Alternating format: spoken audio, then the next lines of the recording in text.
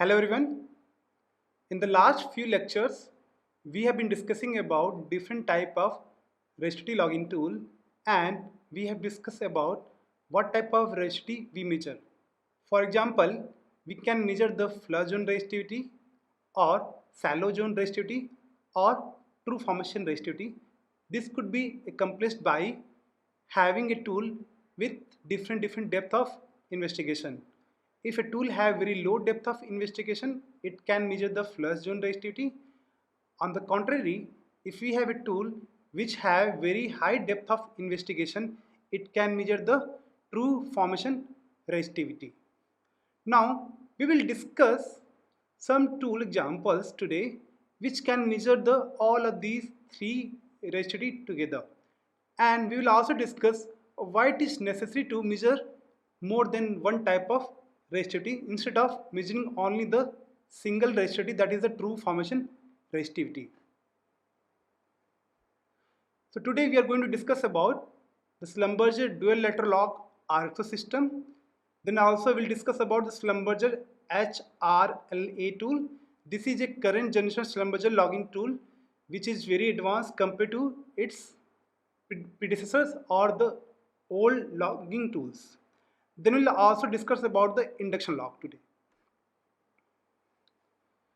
So we have three types of resistivity, that is the true formation resistivity or the flush zone resistivity or the invaded zone resistivity.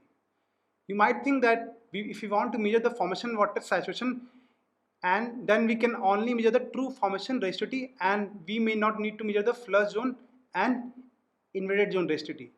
But that is not true. Generally we need to measure all these three resistivity together so that we can get a true idea about what is the actual formation resistivity.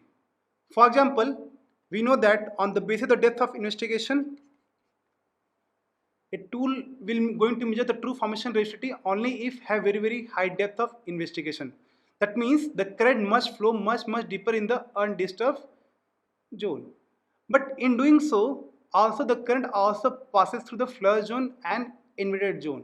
That means the contribution of the flush zone and invaded zone will be there in the a tool which is going to measure the true formation resistivity. So we cannot measure the true formation resistivity accurately, and the tool data will be affected by the flush zone and invaded zone. That's why we call what are the tool measurement is called what? RA value or the apparent formation resistivity.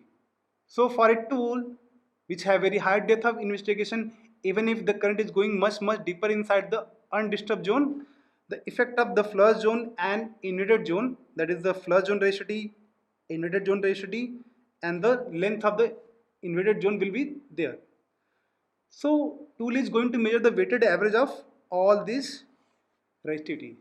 So if a tool is going to give you RA and not RT, you must subtract the response of RT from RA. In order to do that, we must have a good idea about the depth of invasion, the flush zone resistivity, and invaded zone resistivity. That's why you will see in every well logs you will have at least two measurements. The one is the true formation resistivity measurement with a tool which have high depth of investigation, and another measurement from a tool which have low depth of investigation. So by knowing the value of RXO, RI and RT, that means a tool which have very high depth of investigation, a tool have which have very low depth of investigation, and a tool which have what moderate depth of investigation between the flush zone and the true formation. By knowing these three types of measurement, we can get an idea about the invasion profile, we can get the idea about the invasion diameter, and we can subtract the or extract the signal of the true formation and compute the true formation resistivity values. So if you see tools such as dual Latero Log RSO system which are designed to give you all these three measurements together. So we never run a tool which going to give a single measurement such as RT measurement, or a tool which can give you only the single RXO measurement. For quantitative evaluation of the formation water saturation, we must have all these three values to get an idea about the invasion diameter and calculate true formation resistivity. So such tools such as this Lumberjack dual lateral log RSO system, it is designed to give you three measurements. One is the deep or true formation resistivity, second the shallow resistivity, and third is the flush zone resistivity. In order to do that, this tool should have small similar vertical resolutions and well differentiated DOI. That means deep or true resistivity will have very high depth of investigation. Flush zone tool will have very low depth of investigation, and shallow will have intermediate. And this should be distinguishable so that zone can be easily captured. So talking about the tool, what we have here, you can see in this figure, we have a number of electrode. This is the current electrode, then we have working electrode also, and then potential measuring electrode also. And at the bottom you can see we have a RSO pad which is designed for the measurement of flush zone resistivity. So these part of the electrode systems in the tool, they can be used to have a two type of lateral logs. That means all the same electrode can be used to give you two lateral log measurement. One is the deep measurement and second is the shallow measurement. So when the tool is working in deep mode, the tool will give you a very high depth of investigation. When the tool is working in shallow mode, the tool is going to give you a shallow depth of investigation which is higher than the flush zone measurement resistivity tool, but lower than the when the tool is working in the deeper mode. This way you are getting an idea about the rest of the formation in the inverted zone only. This is accomplished by the use of different types of focusing. In the first case, for example, if you see in this figure, in the first case, when the tool is working in the deep mode, the measurement is called what? LLD, that is the lateral log deep measurement. And when the second case, the tool is working in the shallow mode, the tool measurement is called what? LLS, that is lateral log shallow measurement. So when the tool is working in the deep mode, the current is going much deeper inside the formation, and you have what? A high depth of investigation, and that you're getting a tool measurement, that is apparent formation resistivity measurement, that is close to RT. But when the tool is in the shallow mode, so like in this figure what we have, let's say this is our the depth inside the formation, this is the flush zone, this is the inverted zone, and this is our true formation. So the first case, the depth of investigation such that the current is going what? Much deeper inside the formation, and then we are getting a value close to RT value. In second case, when we are taking LLS, that is when the tool is working the shallow mode, the depth of investigation is such that the current is flowing only up to the inverted zone. So we are going to get a tool measurement, that is RA, that will be close to what? Average of inverted zone resistivity. And in the third case, we can use this RSO pad to get the tool reading RA, which will be closer to what? RSO values. This way, now we have three data: one resistivity measurement which is close to RT, one resistivity measurement which is close to RI, and one resistivity measurement which is close to RXO. So these three data can be used to give us an idea about our engine diameter also. For example, RXO value will be what? Somewhere here. RT value will be somewhere here, and RI measurement value will be somewhere here. So the transition in this resistivity profile could be estimated. We know that okay, the resistivity is high here and subsequently it is becoming lower. That means the transition happening from here to here. So there might be flush zone boundary, and from going from here to here, we are getting again a change. So we'll get an idea about okay, somewhere the transition is happening going from inverted zone to the true formation. So this should be somewhere a inverted zone boundary. Obviously, if we have more than three measurement, let's say for example, we have measurement like this, the more measurement you have, more clearly this boundary could be established. So idea about getting this, idea behind the getting this three measurement is that we'll be able to calculate the engine diameter, and from the LLD data, where RA is closer to RT, we will be able to subtract the signal of RHO, that is flush zone, and RI, that is the inverted zone, to get the true RT values. We will discuss about this further on when we discuss the correction chart, how this invariant diameter is calculated by taking all these three readings together. Moving on, this is the another Schlumberger logging tool which is called the high resolution Latero Log array tool. This is the most recent generation of logging tool developed by Schlumberger company. Instead of having 3 measurement, here we have what? 5 focus depth measurement. So in earlier generation of logging tools, such as dual lateral log RC system, we had only 3 measurements. One is the RLLD, RLLS, and RXO. But now we have in Schlumberger HRLA logging tool, we have 6 measurement: R1, R2, R3, R4, R5, and R6. So in the earlier figure, we talked about the inverted zone boundary. This is our flush zone, this is inverted zone, and this is the true formation. We will be able to establish the inverted zone diameter or this boundary di easily if we have multiple measurements. So for example, if we have more than one measurement, we will be able to clearly establish from where flush zone is ending, from where inverted zone is starting, and where does the inverted zone end and where true formation starts. So in comparison to the dual lateral log RC system where we had only 3 measurements, we could still establish the inverted zone diameter, but HRLA tool, by having more than 3 measurements, we will be able to establish the inversion diameter more accurately, and by changing the depth of investigation, because all the measurements should have what different depth of investigation so that they can measure the different formation resistivity. So we have more than 3 measurement, and all, like here we have 6 measurement and all have different depth of investigation. By virtue of that, we will be able to control our log data quality, and we'll be able to identify thin bedded and the deeply inverted formation much accurately compared to the older generation of logging tool. So just to show you how this works, for example, you can see in this figure, this HRLA tool is work in the 6 mode.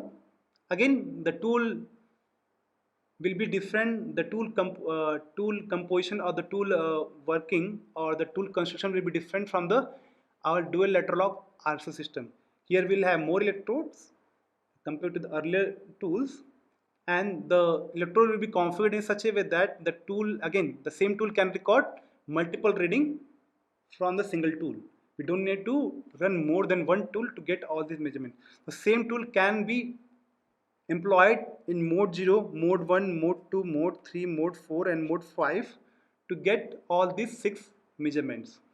Mode 0 is the where we want to calculate the mud resistivity. So we can see here, red is our measure current and white lines are the focusing current. So you can see here in this first figure, the current is not going much deeper inside the formation. In fact, it is what remaining inside the wellbore itself. So there is focusing from the electrode done in such a way that the current, whatever the current is emitted from the current electrode, is coming back to the tool itself. It is not going beyond the wellbore. So since the current is only flowing inside the wellbore or only inside the mud, we are going to get the mud resistivity. So this is another way of measuring the mud resistivity at the formation condition itself. So we don't need to take a mud sample, measure its resistivity at the surface, and then convert it to the in situ condition. Here we are getting a direct measurement of mud resistivity at the well site at the formation temperature and pressure condition itself.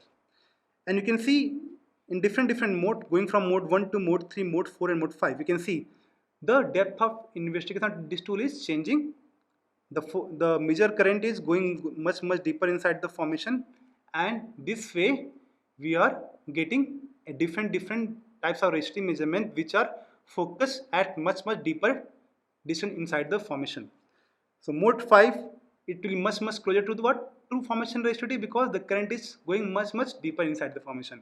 Mode 0 is for mud resistivity. Mode 1 is what? Will be closer to the flush zone resistivity, because major current is mainly focusing inside the near wellbore region where the flush zone exists. And mode 2, mode 3, mode 4, it could be said that they are investigating from the flush zone to invaded zone to the boundary of true formation. So this way, here we have multiple measurements with different depth of investigation. So we are getting mud resistivity measurement as well as the true formation resistivity measurement, and a number of resistivity measurement in between the from true to formation to flush zone. This tool works better in the reducing solder beds effect, and it provides a clear invasion profile because we have more data to identify the boundaries of the invaded zone and the true formation. To give you an example how this tool can provide better results, in this figure you can see we have tool working in 6 different modes. This is mode 0, which is going to give you the mud resistivity, and then mode 1, 2, 3, 4 and 5 to give you 5 formation resistivity measurement. So HRLA array resistivity 1 to 5, and this is the final computed resistivity, small pink curve, the true formation resistivity or RT values. Now in this figure it is compared with another Schlumberger logging tool, which is the HALS resistivity. This is again one of the modern resistivity logging tool developed by the Schlumberger company, where we have only a deep resistivity, shallow resistivity and the micro resistivity or the flush zone resistivity. And this green curve is the RT value computed from the HLS tool. You can see these two values differ at different places, and when it comes to the here we can see the values, some places they differ by a large amount also. If you think about the invasion diameter, you can see here this curve is HRLA invasion diameter, this curve, and this blue curve is HALS invasion diameter. You can see there is a difference from here to here. The invasion diameter calculation is different from these two tools. So by virtue of having more measurement so that they can quantify the invasion diameter better, we are getting a better estimate of invasion diameter, thus a better estimate of true formation resistivity. So this was about electrical resistivity logging tool, how they works, what type of measurement we take. Now one of the drawback of electrical resistivity logging tool is that they always need a conductive medium. That means they cannot work in oil-based mud, because we have to send a current inside the formation. That means mud should be conductive, because the current is going to flow through the mud. If the mud is non-conductive, the current cannot flow. So the current cannot go inside the true formation. It cannot measure the true formation resistivity. So in cases where we need to use oil-based mud, such as where the formation could be damaged by using water-based mud, where it is necessary to use an oil-based mud, where what we should do, because electrical resistivity logging tools cannot work there. So in those type of wells, we are using oil-based mud or such as air-based mud or a non-conductive mud. There we have to use induction logging tool. So induction logging tools were developed to measure the formation resistivity in borehole containing oil-based mud or air-based mud or simply any type of drilling fluid which is non-conductive. Although they were developed to be used in a non-conductive mud, but they can also be used in the conductive medium also. That means even a water-based mud, we can use the electrical-based logging tool, which we have discussed earlier, and also we can also use the induction logging tool. That means induction logging tool can work in both type of mud system, in conductive mud system and non-conductive mud system. But in conductive mud system, it has some limitation. That means, for example, formation must not be too resistive, mud should not be too salty, and the borehole diameter should not be too large. So they have certain limitation where it could be used. But induction logging tools are our only choice in a non-conductive mud to measure the formation resistivity. Just like earlier we have discussed, the tool data in electrical logging tool, they are affected by the well-bore environment, such as they'll be affected by the mud cake, surrounding bed, the invasion profile. So induction logs are also will be affected by all those well-bore environment, and we also need to use focusing method in the induction logging tool also to minimize the boreal effect, inverted zone effect, and the surrounding formation or adjacent bed effect. This focusing is also used in induction logging in the same way that we are using the focusing in electrical based logging tool to minimize the effect of well-bore environment. So let's discuss how this tool works. This is an example of two coil induction logging system. Like we have transmitter coil and then we have a receiver coil. This is receiver coil and this is our transmitter coil. These tools is mostly obsolete because two coil systems are basically unfocused logging tool. Nowadays we have logging tool where we have more than two coil, maybe 8, 16 or even more than that.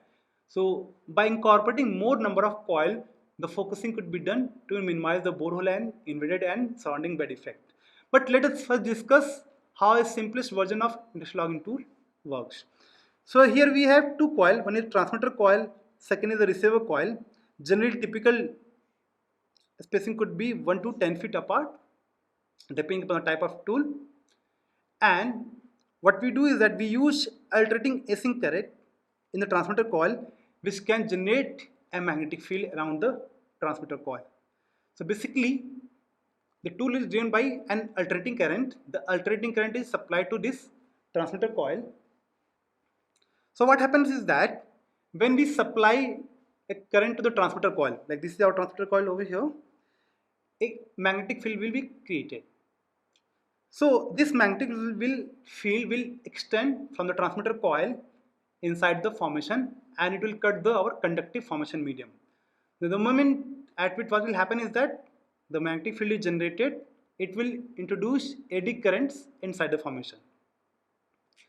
So a current is supplied in the transmitter coil which is generating its magnetic field, and since this formation is a conductive medium cutting this magnetic field, eddy currents will be going to develop, and the intensity of this eddy current will depend upon how conductive formation medium is.